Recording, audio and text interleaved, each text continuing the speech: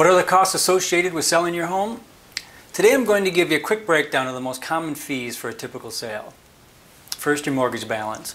Before you can convey clear title of your home, your mortgage balance must be satisfied from the proceeds of the sale. You also must pay off any home equity lines or second mortgages. Prepayment penalties. When you bought your home, you may not have noticed that the lender was charging you a fee if you were to pay off your mortgage before a set amount of time. So you want to check with your lender to see if this applies to you.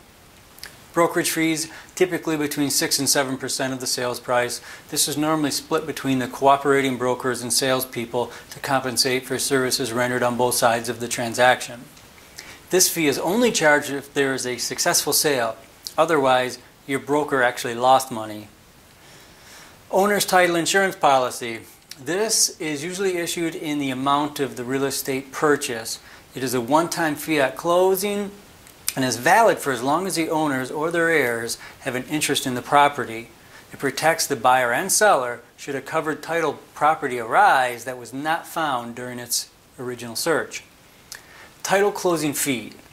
This is the fee that the title company charges to facilitate the actual closing procedure. Real estate transfer tax. This is what the state and county charge at the point of sale. Together the charge would be $8.60 per 1,000 of the total value of the property transferred.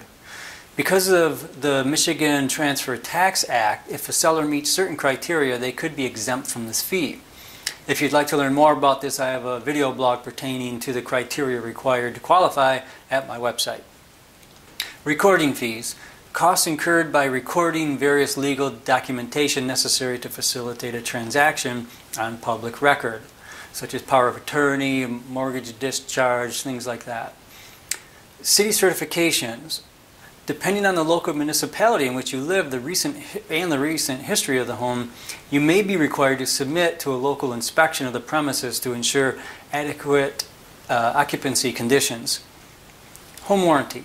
In an effort to keep your home as marketable as possible, you may elect to provide a home warranty to a prospective buyer to cover some unexpected repairs that may occur during the listing period and after the closing.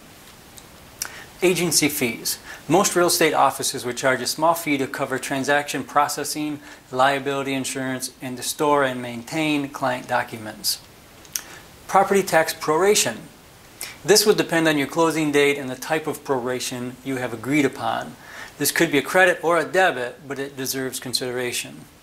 Finally, if you have a well and septic, you need to pay for these items to be inspected and possibly have your tank pumped. Seems like a lot, huh? If it eases your pain, you can rest assured that for every cost you incur, a buyer is responsible for nearly as much out of their own pocket once you take into account the various costs incurred from the financing of a home.